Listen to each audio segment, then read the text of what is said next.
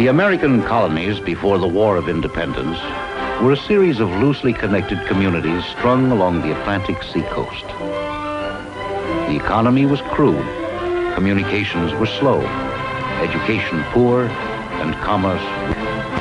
Under such conditions, there were wide differences between the individual colonies. The first real sign of unity was the bold declaration of independence from colonial rule. But once independence had been won, the problem of establishing a government began.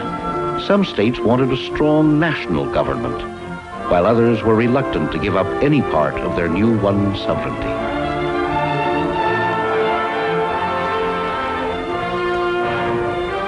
The Constitution represented a great compromise, leaving with the states and to the people all rights not specifically granted to the national government.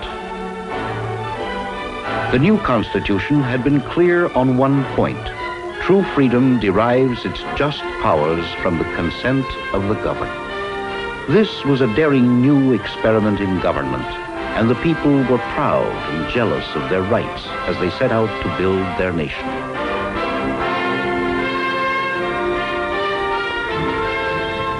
In the early years of the new century, economic progress was slow. But the concept of free men working in a free society was a powerful inspiration. Yet, all men were not free. The institution of slavery still remained as it remained in many other parts of the world. Many of the new settlers had to sell their freedom for a period of years in return for their passage. There were slaves too, yet the forward-looking men who established the new government recognized that slavery, as old as history, was coming to an end. As the 18th century drew to a close, slavery in the New World seemed doomed. The 13 new states had been built on a foundation of freedom. In the Northwest Territory, the vast new area to the west just opened for settlement, slavery was prohibited. And as the 19th century began, the importation of slaves to the New World was also banned. The Louisiana Purchase from France in 1803 added nearly 1 million square miles to the territory of the United States. And according to the terms, slavery was to be permitted only where it already existed within the new territory. Well, slavery was considered an outmoded institution, which in the near future would die away. Yet in most of the southern states, where cheap farm labor was an economic necessity, slavery was not dying. The South, as the century began, was already largely a one-crop region, divided into huge plantations, all producing cotton for the growing world textile market. The cotton gin, a fateful invention, was largely responsible for the one-crop economy of the South. In the North, textile mills processed the cotton. Other centers of manufacturing sprang up to produce a largely industrial society, in contrast to the agricultural economy of the South. New regions were opening in the West as Americans and new arrivals from Europe sought fresh opportunities in virgin lands.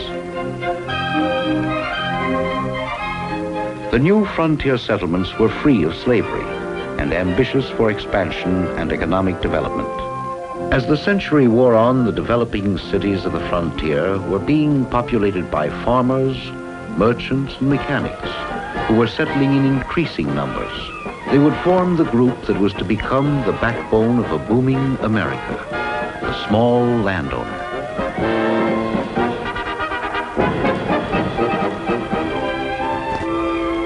Through the first half of the 19th century, the plantation economy of the South flourished.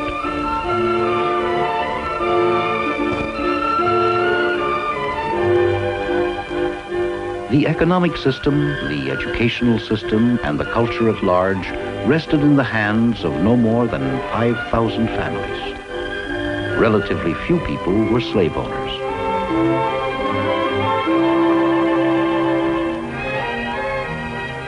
In the rough frontier towns of the Midwest, the situation was very different. Here, the economy rested on a broad base of simple, hard-working farmers and traders.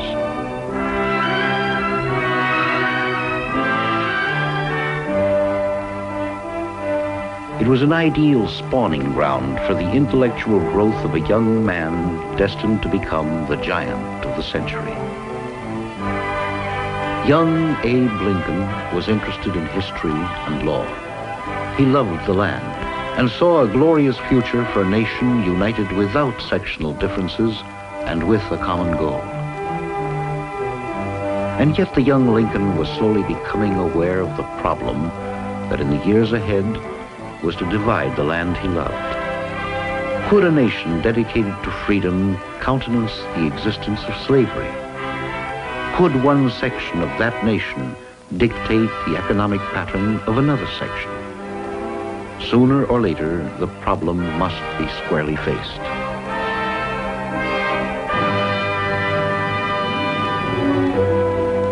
Arguments over conflicting sectional interests grew more frequent. Heated debates arose over the question of tariffs. The North demanded high protective tariffs.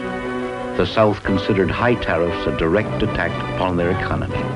When South Carolina threatened to secede, President Andrew Jackson, himself a Southerner, took a strong stand for the Union.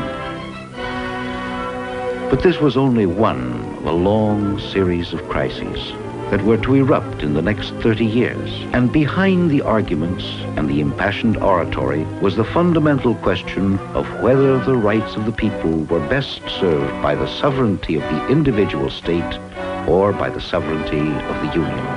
Daniel Webster of New England sounded a rallying cry when he said in Congress, "It is, sir, the people's Constitution, the people's government, made for the people, made by the people, answerable to the people." In 1851, a new story appeared in print to inflame the emotions of the two sections. Uncle Tom's Cabin, a book attacking the cruelty and inhumanity of slavery.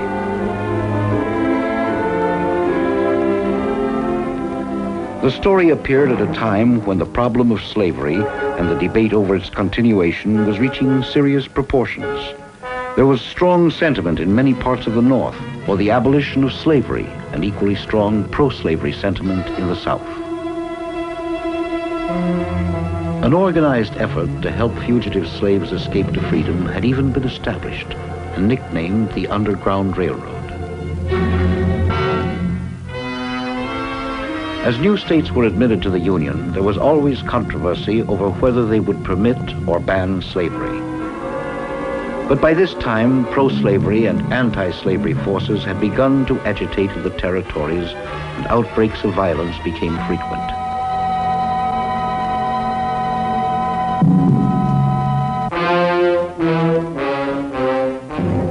Riots and fighting erupted in the western territory of Kansas, and more than 200 men and women were killed before the Free Soilers won out. In Springfield, Illinois, Abraham Lincoln was beginning to attract attention with his strong but reasonable arguments for a united country. He was about to give up his law business to enter the political arena.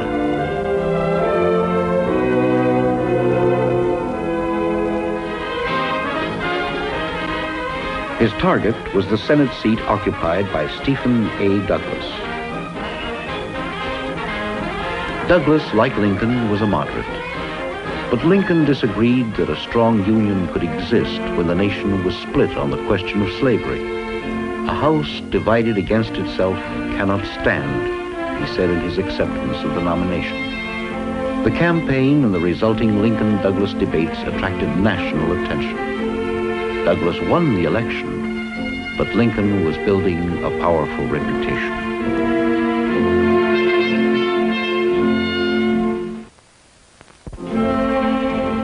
By 1859, the tides of impending strife were growing. John Brown, whose fanatical murders in Kansas had introduced him to history, believed he was commissioned by God to free the slaves. After a wild raid on the U.S. arsenal at Harper's Ferry, Virginia, he was captured, tried for treason, and hanged. Almost at once, he was hailed as a martyr by the anti-slavery forces, and his name was to become a battle cry.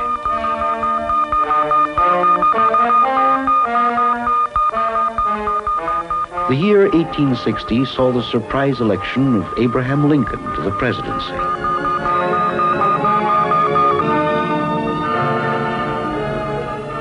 South Carolina saw in the election of Lincoln the doom of their doctrine of states' rights, and the state legislature voted to secede.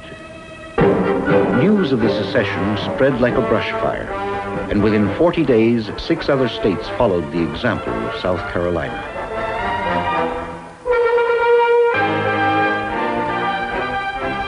The new sovereign states met at Montgomery, Alabama, to form a confederacy and select Jefferson Davis its first president. The fateful hour had struck. The House was divided. South Carolina, Mississippi, Florida, Alabama, Georgia, Louisiana, and Texas were no longer in the Union. In Springfield, Illinois, Abraham Lincoln said farewell to his home and prepared to go to Washington to take up the terrible burden of the presidency.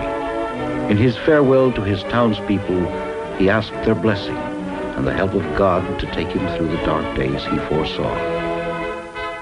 He was destined never to see Springfield again. Lincoln took his oath of office with the unfinished dome of the new Capitol at his back. He made a final appeal for reconciliation and peace. Why should there not be a patient confidence in the ultimate justice of the people? Is there any better or equal hope in the world? But it was 1861, and the loyalty of the people was divided.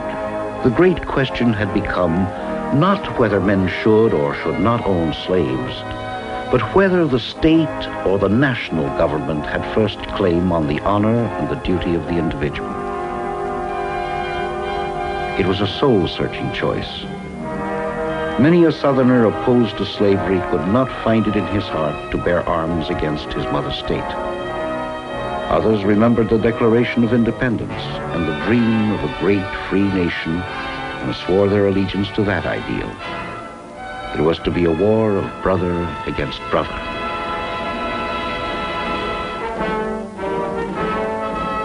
The South mustered its men. The aristocracy of the plantations was to join forces with the common farmer to fight for the cause they had chosen. They began the war with high hearts.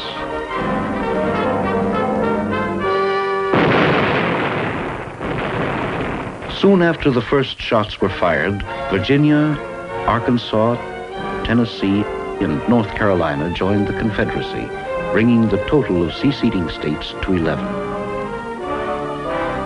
The war had begun. There was no turning back. The Union forces were as confident as the Confederates. The first volunteers were called for only 90 days. Few dreamed they would be needed for any longer time. They drilled and waited impatiently for their chance to smash the rebels.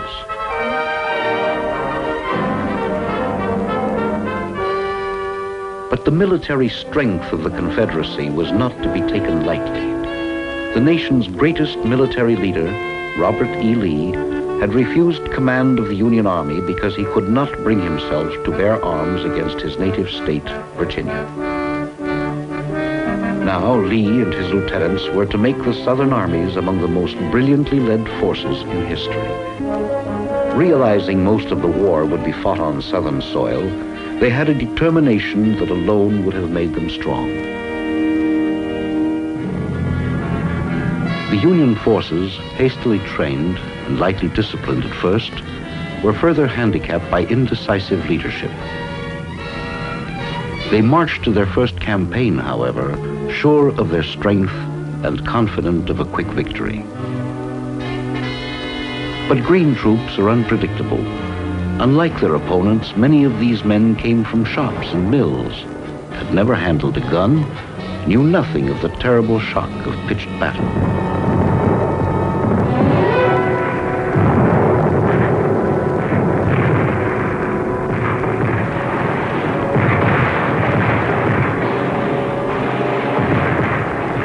They learned overnight in their first battle with Confederate troops.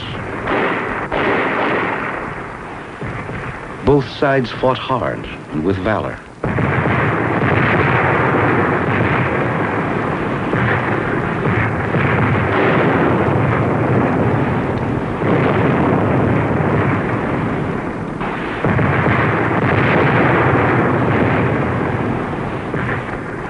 But when the tide turned against the raw Union troops, they broke and retreated, their forces shattered.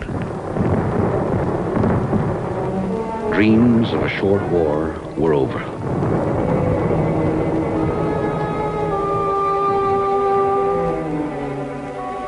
It was to be a bloody war, and through 1861 and 1862, the pattern of that first battle recurred again and again. The Confederate armies inflicted terrible losses on the men of the North. The Southern tide was rising. Through the first 2 years of the war, the battle raged over a wide area in the South and in the West. Names were finding their way into history, names that spelled victory, defeat, gallantry, and disaster. Chickamauga, Seven Pines, the Peninsula, Fort Henry and Fort Donelson, Island Number 10, Shiloh, New Orleans, Second Bull Run. The Army of Northern Virginia, under General Lee, had been forged into a fighting unit whose fame was spreading around the world. The hope of the Confederacy lay in that fame. Without industry, the South needed help from abroad. All of Europe showed growing concern about the war. In Great Britain, some people, hoping to trade in cotton, sympathized with the South. But most Britons strongly opposed slavery, and Great Britain did not intervene.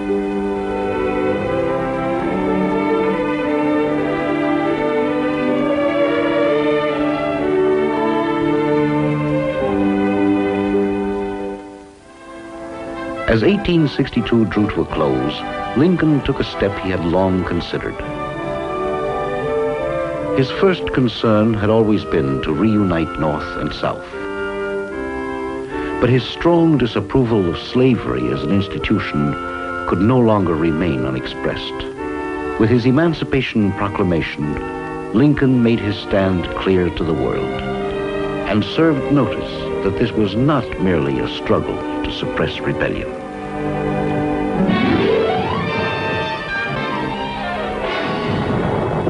The war, as it moved into 1863, had developed a pattern. The South, defending their own soil, won victory after victory. People were beginning to lay the blame on faulty Union generalship. Lincoln, in a desperate search for a commander, changed generals again and again. Now, as the summer of '63 began, Lee was about to invade the North. The Union Army met the Southern onslaught at Gettysburg in one of the decisive battles of world history. At last, the Southern Army was forced to retreat.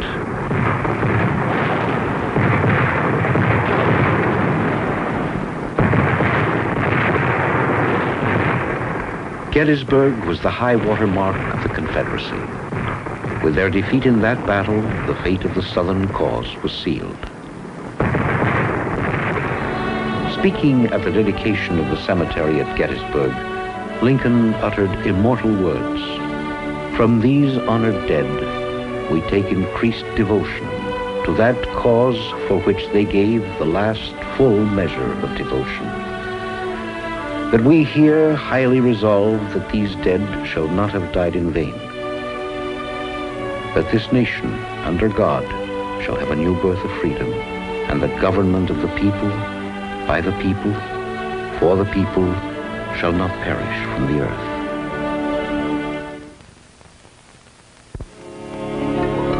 By 1864, the tide had turned, but the war was far from over. Lincoln, up for re-election, was being attacked on all sides. Men were talking of peace and blaming the president for not having ended the war. So bitter were the attacks, so strong the feeling of discouragement, that Lincoln himself despaired of re-election and privately conceded that McClellan, one of his ousted generals, would be his successor. The issue lay in the hands of the people of the nation, the people who Lincoln believed were the only valid source of government. The people expressed their will. Lincoln, re-elected, said at his second inauguration, "Fondly do we hope, fervently do we pray, that this mighty scourge of war may speedily pass away." As the people listened, they heard a plea for compassion, as Lincoln said, "With malice toward none, with charity for all." The war continued to its inevitable conclusion.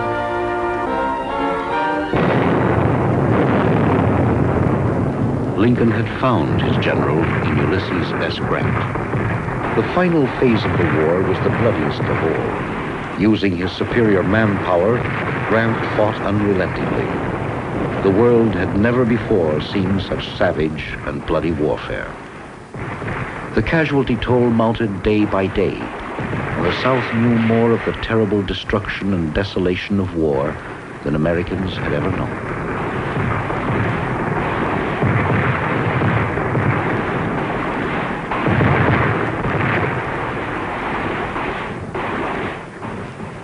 But at long last, the slaughter ended. Richmond, the Confederate capital, fell, and Lee's army, starving and exhausted, was surrounded.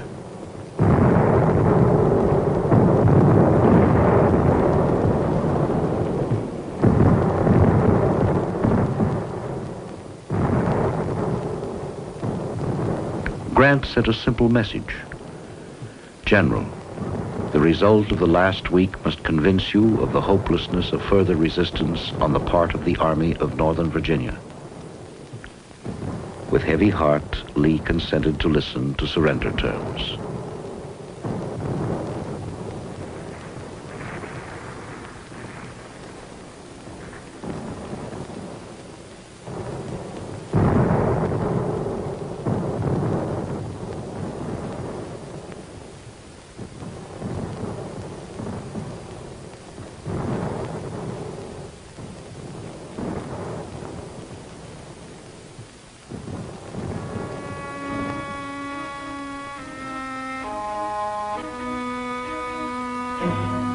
The long war was over. After 4 years of fighting, the man in the ranks could look forward to a life of his own. An end to long, exhausting marches. An end to dreary waiting. An end to separation from home. An end to killing and being killed. At Appomattox Courthouse, Grant gave Lee generous terms. They met, a defeated and a victorious general, two Americans who recognized the aching need for reconciliation among all Americans too long divided by hatred. But hatred was still abroad in the land, and like the third act of a great tragedy, there was one more scene to be played. On the night of April 14, 1865, just 5 days after Lee's surrender, Abraham Lincoln went to Ford's Theater in Washington to see the performance of a popular comedy. As he watched the stage, the unguarded door of the presidential box was opened.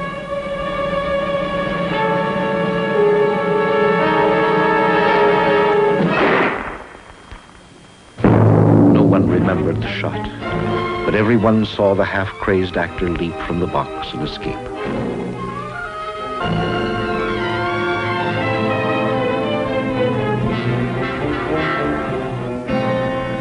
before dawn, the president was dead.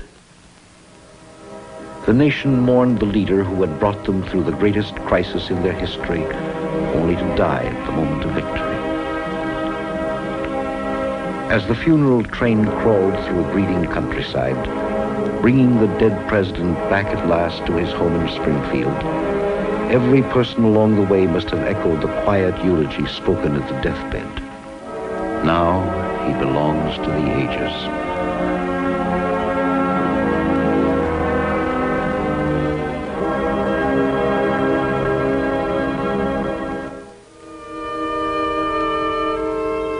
When the war had ended, the South lay prostrate, as devastated as any land after a war could be.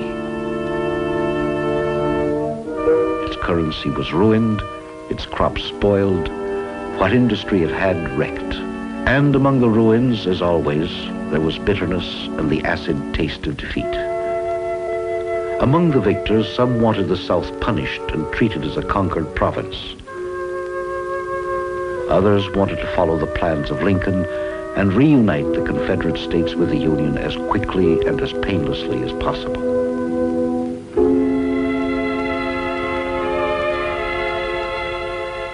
Rebuilding the ruined economy of a nation is a painful and exhausting job. But it's no more than a job, and the relief of hard, honest labor after the destructiveness of war can be a healthy occupation.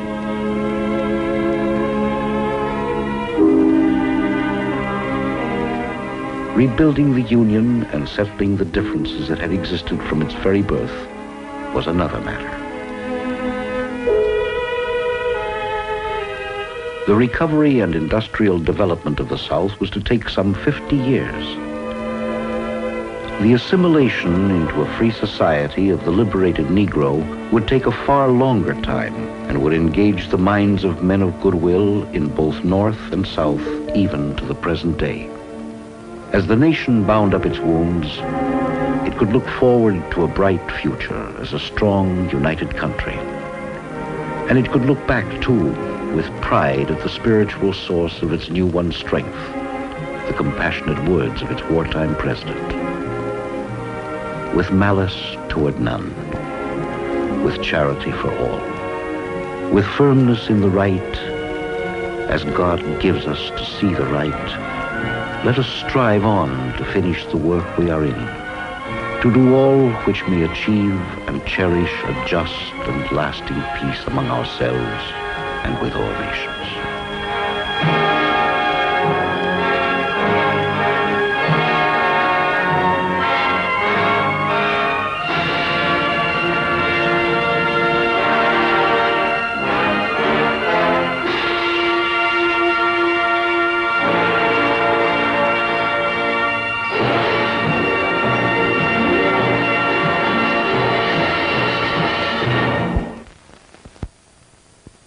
From colonial rule.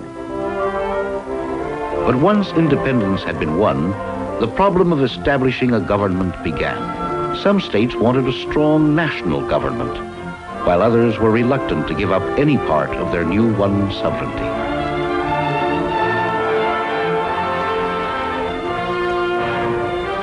The Constitution represented a great compromise, leaving with the states and to the people all rights not specifically granted to the national government. The new Constitution had been clear on one point. True freedom derives its just powers from the consent of the governed. This was a daring new experiment in government, and the people were proud and jealous of their rights as they set out to build their nation.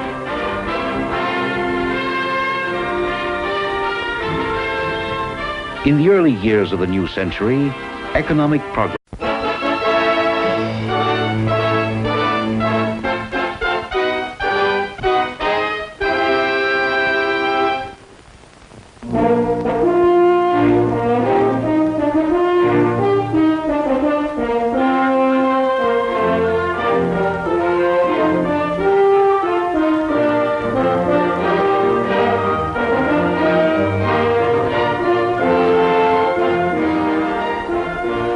The American colonies before the War of Independence were a series of loosely connected communities strung along the Atlantic seacoast. The economy was crude, communications were slow, education poor, and commerce weak. Under such conditions, there were wide differences between the individual colonies. The first real sign of unity was the bold Declaration of Independence was also banned. The Louisiana Purchase from France in 1803 added nearly 1 million square miles to the territory of the United States. And according to the terms, slavery was to be permitted only where it already existed within the new territory. Well, slavery was considered an outmoded institution, which in the near future would die away. Yet in most of the southern states, where cheap farm labor was an economic necessity, slavery was not dying. The South, as the century began, was already largely a one-crop region, divided into huge plantations, all producing cotton for the growing world textile market. The cotton gin, a fateful invention, was largely responsible for the one-crop economy of the South. In the North, textile mills processed the cotton. Other centers of manufacturing sprang up to produce a largely industrial society, in contrast to the agricultural economy of the South. New regions were opening in the West as Americans and new arrivals from Europe sought fresh opportunities in virgin lands. The new frontier settlements were free of slavery and ambitious for expansion and economic development. As the century wore on, the developing cities of the frontier were being populated by farmers, merchants, and mechanics who were settling in increasing numbers. They would form the group that was to become the backbone of a booming America, the small landowner. Progress was slow. But the concept of free men working in a free society was a powerful inspiration. Yet, all men were not free. The institution of slavery still remained as it remained in many other parts of the world. Many of the new settlers had to sell their freedom for a period of years in return for their passage. There were slaves too, yet the forward-looking men who established the new government recognized that slavery, as old as history, was coming to an end. As the 18th century drew to a close, slavery in the New World seemed doomed. The 13 new states had been built on a foundation of freedom. In the Northwest Territory, the vast new area to the west just opened for settlement, slavery was prohibited. And as the 19th century began, the importation of slaves to the New World